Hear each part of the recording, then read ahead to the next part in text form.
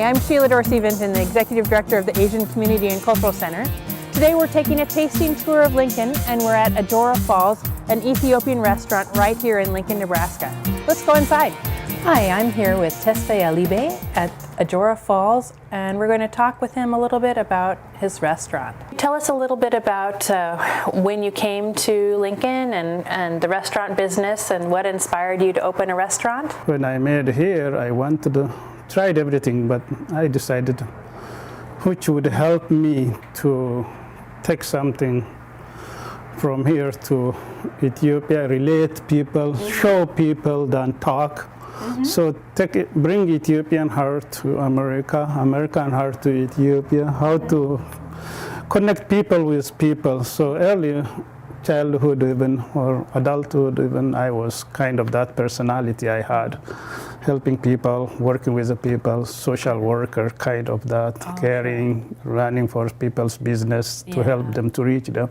Can you tell us a little bit about the dishes that we have here? There are all surrounded, what we call Ajora, made of a tiny grain of Ethiopian grain called teff. So we bake that one. There is a beef tips, we call it.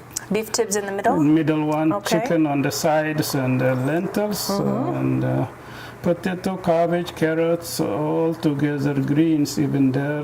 Dora, what this means is chicken stew, and it takes a little longer time to cook, and slow cooking, and will absorb all the what you put in. We eat like that as tradition. Okay. It started like not to eat alone while the others are looking. So everybody, everything they share and they eat as to be a good person, to love, to share everything they share to eat together. Now, do you think that most of this food is very healthy? It's healthy and it balanced. You can see variety, not one type, but you eat different types. So many different types. Vegetables, from grains and the meat, green peppers. Tesfaye, can you tell us a little bit about some of the common spices that you use in Ethiopian food? Yes. Ethiopians and the Indians has a lot to do with the spices. So I can name Azmud, Tekura Azmud, Kunda Barbara, so many Berbere, so many they put together, garlics, onions, multiple ginger kinds. too? Ginger for some other things. For some things, okay. I know which one goes with which one best works for. Sure. For hot meal, we put more berbere. Berbere will not only itself, but there is combination of things to make it more delicious and hot at the same time. Okay. So that the way you can eat a lot of food, since it tickles your appetite. Right. You cannot stop eating. If you have some spice with it that makes you, it tantalizes your appetite. That's why they eat a lot, keep on calming it down, thinking they will calm it down, but it is finishing food at the same time. A unique thing about eating Ethiopian food is you use your hands, right? That's what they believe. No, they say forks and silver wears rusts, but finger never rusts. Well, that's true. So can you tell me how to eat this food? We use our fingers, this rolled up piece of injera, we open up. So absorb this everything in it. It's well prepared, spongy. If you dip it in any one, break piece by piece. And use your right hand mostly it's acceptable. Right hand. Okay. Put whichever you desire.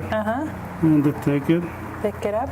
Make a roll of this. And just eat.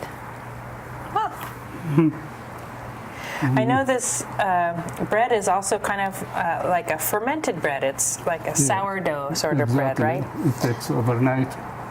Takes overnight to get all bubbly like that? That's right. And so you can take a little like this and then wrap a little more. Yeah, sure. And then pop in your mouth? Sure, it's one of handwork for friends, closest friends, or friend, girlfriend, boyfriend, husband, wife. We, before biting for ourselves, the first bite we give to our friends. Oh, really? That's called gursha. Gursha. Oh. Like this. See, perfect. Thank you. And that the way. And that aspect also, they don't believe one is not enough. Always they make two. If you give up with one, maybe you have chance to fight, or you. Oh, so you have to have Second two. one makes you more love. Oh, okay. So you always give second bite to two. Okay. Then after that, up to you. Thank you. That's what we call gursha. Maybe my bread's not big enough. No, it should be always. It's okay? Sure, is that your right hand? It's my right hand. There you go. You got it. Can you tell us a little bit about Ethiopian coffee? It's so special and delicious. Yeah, it is more organic and derived from Kaffa region. Oh, sure. Kaffa is major producer of coffee beans. It grows in the forest. And there's some kind of traditional ceremony that is associated with coffee, right? Everywhere you go to Ethiopia, you'll find a woman in a house. Yeah. She make a coffee, then call neighbors, women. After husband is left to work, the neighboring women come and drink coffee in that ceremony. They put the green grass spread on the floor, drink coffee. Everybody shares. It's social thing. Guest comes, they tell, let's have coffee, drink coffee, not meal, they say, but coffee means sometimes also food. Oh, coffee means food. Food, Oh, so lunch, inviting them, welcoming them to share and eat everything like that. That's the way it started, how to eat together like this. Wow. Thank you so much for sharing your food with us today. We really enjoyed it and it was so delicious. Yeah, I appreciate too. Yeah. I have a few friends with me today and we're all going to enjoy the food together. So let's enjoy.